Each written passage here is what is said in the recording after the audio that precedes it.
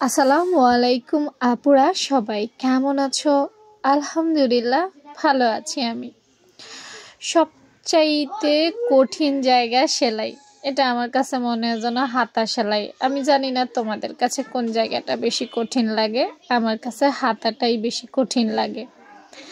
তো আজকে আমি হাতা সেলাই করব।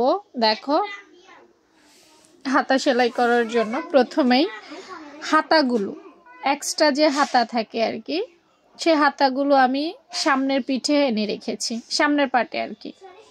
আর জামাটা আমার পেছন পাট, উল্টো পাটেই থাকবে। একটা থাকবে সামনের পাট, একটা থাকবে উল্টো পাট, তাহলে সেলাই করে দুটো একরকম হবে। আমরা অনেকেই ভাবি যে দুটোই উল্টো থাকবে তাইলে হবে, না না না, আমি এভাবেই করি। একটু দেখো, আর আমার মতো কারা কারা করো তাদেরকেও একটু দেখতে চাই রুমা আপু। হ্যাঁ, আমার মতো আর কারা কারা করছো, কারা কারা করো তাদেরকেও একটু দেখি। তারপর আপু জয়েন্টে একদম জয়েন্টটা মিলিয়ে ফেলি।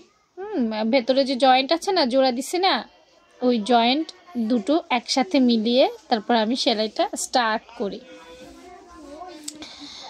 তারপর ঘুরিয়ে ঘুরিয়ে আস্তে আস্তে, মানে টানাটানি করা যাবে না কোনোভাবে, হাতা সেলাইটা টানাটানি করা যাবে না। টানাটানি করলে তোমার হাতার যে ফিনিশিং আছে বা সৌন্দর্য আছে সেটা নষ্ট হয়ে যায়।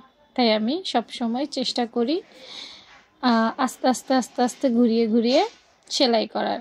তোমরা দেখবা, যদি একটু নিখুঁত করে দেখো তাইলে বুঝতে পারবা খুব ভালো করে যে আপু আসলে কীভাবে করছি।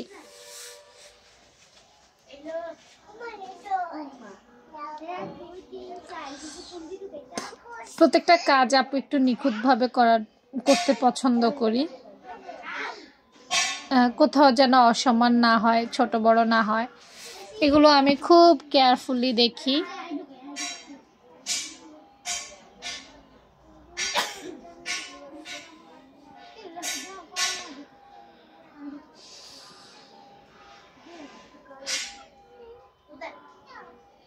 তো অবশেষে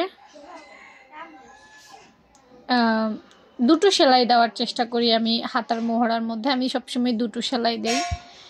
তোমরা কয়টা সেলাই দাও আমাকে একটু জানাইও, কারণ এক একজনের থেকে এক একটা জানলে আসলে একটু অভিজ্ঞতা বাড়ে। বুঝতে পেরেছ? অভিজ্ঞতাটা বাড়ে।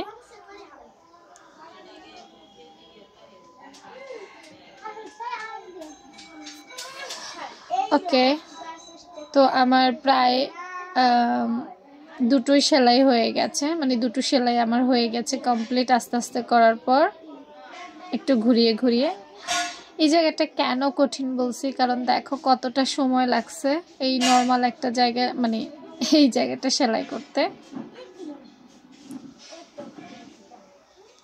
তোমরা অনেকে বলো যে আপু টেনে দিও না, এই জন্যই আর কি টেনে দিচ্ছি না, তোমাদেরকে দেখানোর চেষ্টা করছি।